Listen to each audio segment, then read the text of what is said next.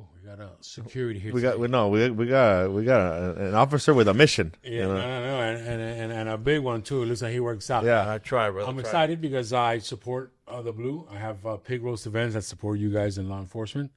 Officer Herrera, how are you? I'm fantastic. Thank you How's for having everything going on? Your full name is Danny Herrera with what department? me. Miramar PD. Miramar PD. Yeah. So me and Danny were talking on DMs. Mm-hmm. He slid into my DMs. Yeah, I did. You know? I did. for security purposes. Yeah. And I thought it was very interesting that you have an officer writing a book, right? And my first thing that I thought about was the whole DARE program. Back then, where it's like they don't do drugs, etc. Which I feel like the majority of us failed him dramatically. The little tiger guy. Yeah. But we have Officer Danny now. Officer Danny. Talking about school safety. Yes. Which I think is extremely crucial. Yeah. We've seen a lot of sad news, and I think there's nothing worse than something like that happened to your kids in a school. Yeah. So I kind of want to ask you, why do you think about this? And how'd you go from obviously being an officer to writing a book, and what's the purpose? So to start, we got to go way back a little bit. So I was a school teacher before I was a police officer. Wow. In Broward County.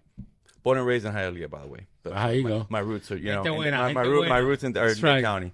But the gist of it is that as a parent, teacher becoming a cop, staying in touch with a lot of my former colleagues, who are still teaching many years, they don't have the tools to teach this subject matter to the kids. Of course. Because they're not trained for this. If you think about like veteran teachers that have been doing this 20, 25 years, it was totally different when they started to now, and different world. Yes. And so I always say, like, I'm super proud of good police officers, but I'm the biggest cop critic you're going to find. Like, if you treat people like crap, or you do the job the wrong way, or you don't train, and you don't, do it the right way, I'm that guy I'll criticize. And so I'm saying that to say, if a school has a good school resource officer to kind of help take the lead on teaching lockdowns, then you're good. You know what I'm saying? But if you don't, if you have that lazy, and again, I call it how it is. If you have that lazy officer that just sits in their desk all day and doesn't do anything, these teachers are left without a guide of how to teach this and navigate this tough subject matter that they didn't train for. So it started with me getting frustrated as a parent because, my kids are a little bit older now, but they would come home and be like, Bobby, in my lockdown, like, we went under the table today. And I'm like, Papa, that's a tornado drill. You know what I'm saying? And I got frustrated. I'd be like, what's going on? I started asking around my former colleagues who always been great to me. Hey, do you guys have like a guide or a resource if the SRO doesn't take the lead on this? Do you have anything that you use? And they said, no, you got something?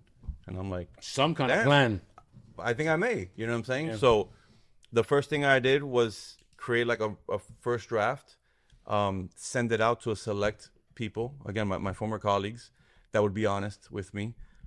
Made some changes, but they loved it. And I said, okay, maybe I have something here that I can help. I always say I want to be of service to as many people in as many ways as possible. So it was just a tool to help teachers. And that tool, was that like an outline or a pamphlet or something of steps on what to do? Or so I created for staff acronym. So I created an acronym called the SAFE Plan. Okay, so the S stands for stay away from doors and windows. The A stands for assemble in a hidden area. Now, I recognize, depending on the grade level, assemble is going to probably be the hardest word. You know what I'm saying? But the teachers would help them out with that. F is follow teachers' instructions. And E is evacuate when appropriate. Because obviously, if you're already indoors, inside your classroom, you're not evacuating. What if you have a chance? Yeah. Take it, right, to evacuate. Exactly. Like if you're outside in recess and there's a lockdown drill, you're going to head out. You know what I'm saying? Right. But I figured if kids can remember SAFE and the acronym, that, again, going back to you mentioned DARE, we all grew up with DARE in Dade County. Yeah. What do you think? What do you think about DARE? Is it still around or not really? I know in Broward County it's not. It's not around. I think, because when you asked me, I kind of looked it up. In some spots across the country, yes. People may not realize it started in LAPD. Oh, I didn't know that. Oh, yeah. So it was Daryl Gates, very controversial police chief for LAPD. He started DARE. He started the SWAT program way back in the day. Wow. I didn't know that. So some agencies across the country still do DARE. Not in Broward County. I don't think in Dade County they do that anymore. I remember one day you used to come into my room, and cool. I thought it was awesome, to be honest with you. And like when you got older and stuff, it's kind of like telling you what not to do in life. Correct. I just think they did a poor job of like continuing that into like high school. Correct. I think they should continue to like reinforce like don't do drugs or Oh, we can have a whole hour discussion on You know? what they should do in high school, because then now we're like, I have my youngest is a senior now. You got your little your boy. sophomore. They're missing a lot in the curriculum, that real world stuff that we weren't taught growing up. Yeah, man. Like I mean, I saw a meme. It was dumb as fuck, but I saw a meme the other day. It's like they taught you how to use the flute, but they never taught you how to balance a checkbook. Exactly. Or like how to deposit a check. Exactly. Right, totally. And a question: we have this book here in front of us at the camera. I think you can see that's you in there, huh? That's supposed to be some Just version of like me. you. Yeah, yeah. Tell me about it. Who worked on the design of the cover? I love it. So I had an amazing team. I started looking for publishing companies and found one called Gatekeeper Press, and had a FaceTime with the owner. I liked the vibe. I liked the reviews of previous authors. And when you hook up with them, man, it's a whole team of editors, illustrators, and whatnot. Now I was very, no soy fácil, bro. Like when I'm passionate about something, like we got to get it right. Yeah. And so I was very strict about the illustrations, the style that I wanted, what I wanted them to of course, your name. portray exactly, and also because it's kids.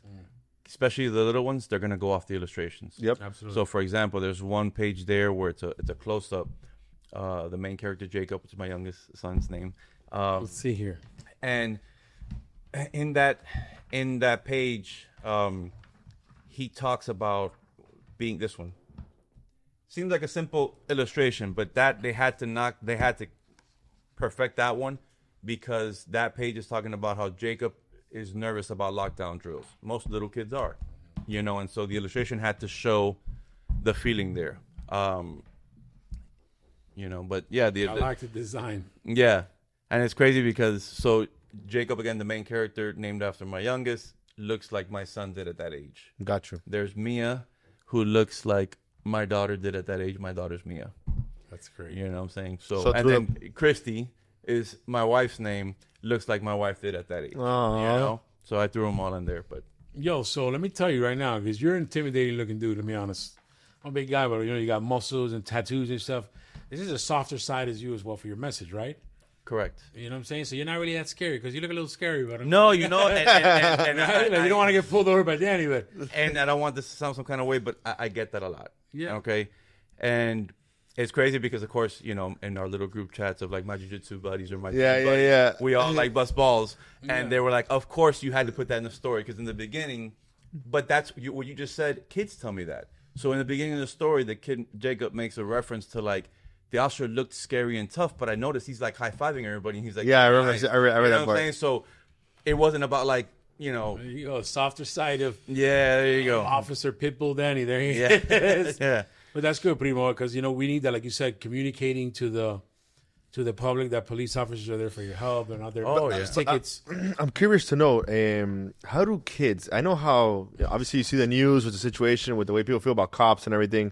I think not less now than maybe a couple years ago, but kids growing up, how are their like inherent feelings about cops, like with your interactions that you have with them? I think that society makes it where they don't like us per se, but also we grew up like that, right? Like, and I always say that the difference between the generation now and like how we grew up, I think we're all similar in age. I always joke, I thought I was a Hispanic Tupac growing up, right? Yeah, it was that. You know what I'm saying? The F the cop. But like if I got pulled over, it was like, yes, sir. yes, No, oh, sir. damn You know what I'm saying? right, My yeah. dad would whoop my ass. Yeah. Yeah. Otherwise. So where now they don't care, man. They don't care, and that's where, like I've spoken about before, because I'm a school resource officer and I'm at an alternative high school. So my population are like, I got some gangbangers there. Right I in the got fire. Right.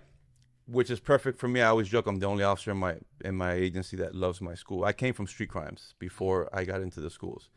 And so my dream gig was street crimes. Yeah. Gangs, guns, dope. That's what I did. And then transitioning to as an SRO, my biggest like wins are when I get those I call them kids, but sometimes they're 19 years old and they're juniors, or they're what I mean, like 3-year seniors. Yeah. But when I get like these street dudes that initially don't like me because of the uniform, and I don't take it personal, and they get to know me. Hey, look, man, we like the same kind of music. Look, man, I like tattoos too, man. Yeah, you know what I'm saying? right. Like, and I kind of relate to them. to see them later kind of change their tune on me. You know, I also do a basketball game once a year. So this year is going to be my 9th annual Balling for Unity. And what I do is a basketball game between the high school that I'm at and a team of Miramar officers. Gotcha. And the concept behind that was going back my first year as an SRO, where kids would get to know me. And again, I would get mean mugged, and, you know, they didn't like me because of the uniform, but they would get to know me. Hey, Herrera, you know, you're not like most cops. And I'd be like, no, Papa, but listen, there's a lot like me, bro. Like, this is just my job. But we grew up similar to you. We have our own traumas, our own backgrounds, you know what I'm saying? And this is just what we do for a job. And I made the basketball game so they can see my brothers and sisters in the PD that are like me, that are all tatted up and play ball and can hoop up and grew up in Hialeah or wherever they grew up. You know what I'm saying? So it's my favorite day of the year because we connect and they get to see, you know, there's other side to law enforcement. And again, I'm the first one to criticize the dude that pulls you over and be like, you know why the fuck I pulled you over? Yeah. Like, that's not a way to approach people. How many of those cops, like, how many of cops would you say are like bad apples where, you know, usually people say, listen, it's obviously it's not the majority of them, but do you see people going into it for like the wrong reasons, or do you think it's like a power that they have over you, they feed off of? Like, where do you think like that line is drawn? I think all of the above. I think, and I'm very blessed, man. A lot of things I've been coming out on podcasts and the news and whatnot, and I don't have to say a single lie, man. I can be myself, and I'm very blessed in Miramar. I work with great people. I have honestly never been on a call. I've been a cop 15 years. I've never been on a call or a scene where I dealt with a cop being racist. Oh. We got great people in Miramar.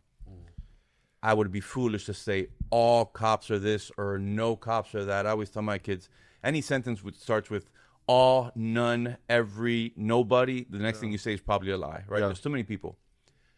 So I see the same videos you all see. It boils my blood when I see those, like, asshole cops. You know what I'm saying? Now, is every cop in any agency the kind of cop that I think you should be? No, because again, you have those dudes that, to your point, maybe they grew up, you know, bullied, and they were, you know, I'm trying to find a nice way to say nerds, but I can't. You know what I'm saying? And they're gonna now, like, I got a badge and a gun, and I'm cool, and I'm gonna go take advantage of you, take advantage and get my payback on the world. That's the wrong approach. And I'm also an instructor with Miramar, so I teach the new hires before they head on to like FTO, to field training. And I always tell them, man, the biggest tools we have are our mouth and our ears. You're not impressing nobody. I hate those dudes, and I always say, if there's 10 talking shit over here, I'll be over here, bro. The group of dudes, and I know we all talk smack in our own way, but like, no, bro, remember when I beat that guy's ass, bro? Remember, like, I'm more proud about the situations that I made better and calm. You didn't have to engage. Got you. That I de-escalated. That, to me, like, the whole negotiative thing, that's my biggest passion. And I love the challenge and the reward of getting to a shit situation and my team and I calming it down. But what does it take to be a part of like a crisis negotiation team, or how is it that you're trained to be a crisis negotiator? People always think it's about telenovela, right? Like, you know what I mean? Like the you talk and you know, that's, yes, we train on what to say, active listening, but listening is more important. To be an active listener, to know how to get somebody in crisis, to be empathetic. Empathy is a big thing for us, which people confuse with sympathy. And it's challenging. To me, for personal family history reasons, the biggest piece of shit to me is a man who puts his hands on a woman. Okay? So imagine now that I've been on the phone with somebody who's beat the shit out of their girl. They got a gun to her head. And I got to be like, I can't be, you're a piece of shit. Like, F you. I got to try to somehow understand, not that it's okay, but what made you today do that? Yeah. That's harder than it seems.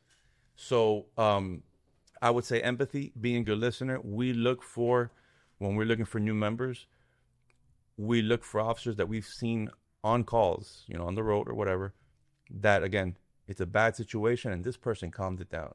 Because, again, I'm sure you guys know enough about police to know we have those dudes that they get in the car and you're like, oh, yeah, I'm good, bro. You can leave. Yeah. No, Papa, I'm here to help. No, you can leave. Because that person's going to make things worse. I don't want that person. Yeah. You know, I want the person that is going to calm things down. And be smarter about it. So that's the biggest thing. It's all about bro, I don't care how tough you are. I don't care how many tattoos you got.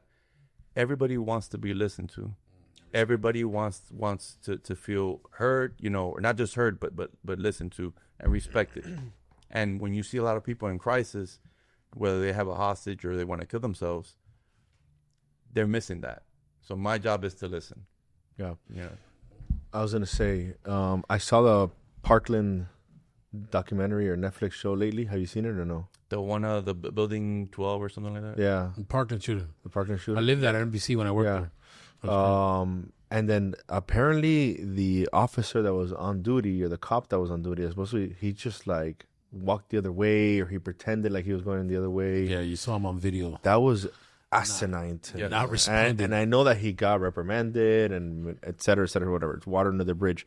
But what is your view on like these? It just happened the other day at a Catholic school, I believe, if I'm not mistaken, of why we're seeing all these like active shooter situations. Has it always been there, and it's just that gets more media attention now?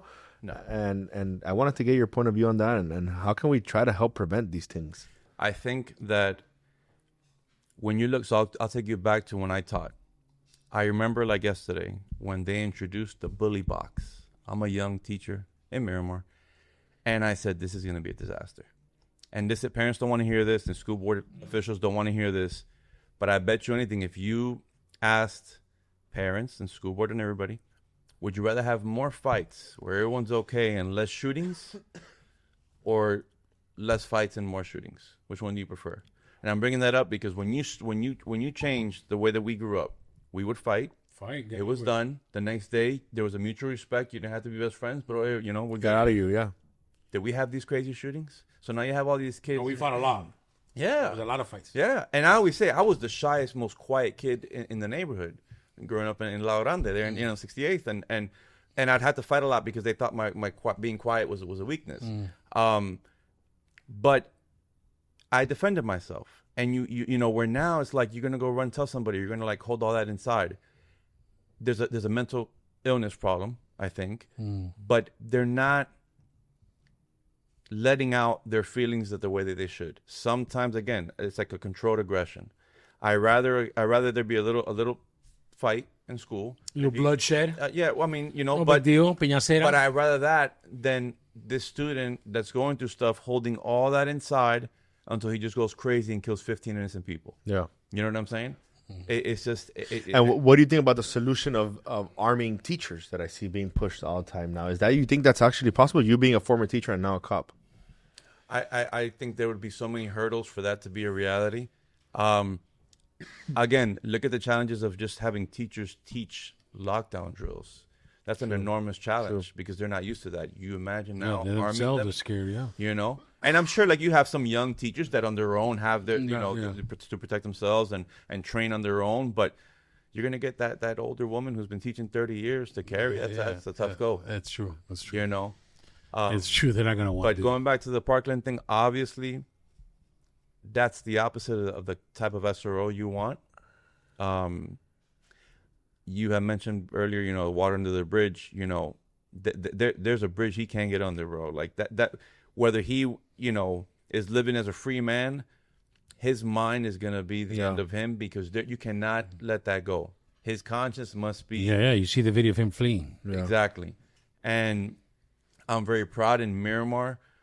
I don't know what happened. So when Columbine was the only one we knew. Columbine was out, yeah. The only one we knew growing up. But when Stoneman Douglas happened, that was actually my first year as an SRO. And I got into the unit with a buddy of mine who's at a Somerset nearby. And I don't know, coincidence or whatnot, but since then, in Miramar at least, you see a lot younger SROs getting into the unit. Makes sense. Because I guess of all the active shooters, we're getting more young, fit officers that want to be there. God forbid the worst thing happens. Smoke. Yeah. You know, and so again in Miramar we have negotiators, we have SWAT guys that are SROs. Right. You know, the young active, because I remember it was one of the in Parkland, one of the victim's father, who in one of these like hearings said, "I'm tired of the older, you know, officer that on their way out in our schools. We want the young ones that are gonna do the job." And that's a stigma that it was, right? Like, I mean, I was the first one. When I got into police work, SRO, like, that's the last thing I thought of. Yeah, you think because it's boring. I came from the schools, I'm like, eso por los viejos, the Yeah. viejos that are going to retire, Yep. and they just do nothing. Well, again, with all these active shooters, now you have these young, ready to be about it and do the We job. need to clone Cops. Officer Herrera. That's what. That's crazy, man. Where can we get this book if people want to get it? I always say it's all over the place. It's Amazon, Barnes and Noble, Books a Million, anywhere books are sold online. Mm-hmm. The easiest for everybody is probably Amazon. Amazon, 100%. You know, We can put the link down below or something. Yeah, so it's good for parents. They can buy it on Amazon, and you suggest the parents read it with the kids, of course, no? I'm actually seeing more of that than teachers. I would love to read. So your original idea was the teachers. Was for teachers. I'll be honest, because I have gotten some feedback from teachers that are either doing it without the permission of the school board, and they're just doing it on their own. Because to get the school board on board, and I'll tell you, I don't have a political bone in my body, to get something like this approved across, you know, this school board or that school board, it's ridiculously a lot of red like tape. Lot of red tape. exactly Well, where maybe I this don't can help understand. you. Yeah, so I Or see you- parents getting it and kind of taking the lead themselves. But have to you teach actually like made the attempt to do that or no? I have, brother. I can tell you, even one of the news that did a segment on the book, school board didn't even let me do it on campus, and I was like, okay, Interesting. You know, I think we can hold but some feet to if some I fire can- there. So Bro, I even did this part at You're the in the end, right so- place to stir the shit. Yeah. So of course, I had to throw the baseball field in there. You know what I'm saying? But Yeah. in the middle of the story, the officer introduces the safe plan, right? So that's the first time that you see it. That's just in the middle, you know, again, with the officer's explaining it. But at the end, I thought it was pretty cool. I I saw it at the end. It comes out at the end. I put it again at the end where you just put it- cut it out, put it on an 8x10 frame, have it near the door in the classroom as a everyday reminder. That's great. You know what I'm saying? For kids to see it, because you know how kids are. It's muscle memory. Of course. I always tell, you know, and I can speak a little bit too because I did the job. My first week every year, even going back to my rookie year teaching, you know, they give you like the curriculum of where you should be on what day with math, and I'll be like, even as a rookie, I was like, but I'll get to that. First week, this is how this is gonna run, and it was all classroom management, you know. Yeah. And even as a rookie young teacher, they'd send me the bad kids because my class was run like a well-oiled machine. So I'm big on well, like sports, right? Yeah. Sure, bro. I coached 10 years. I coached baseball 10 years. First meeting, first practice was a meeting with the parents.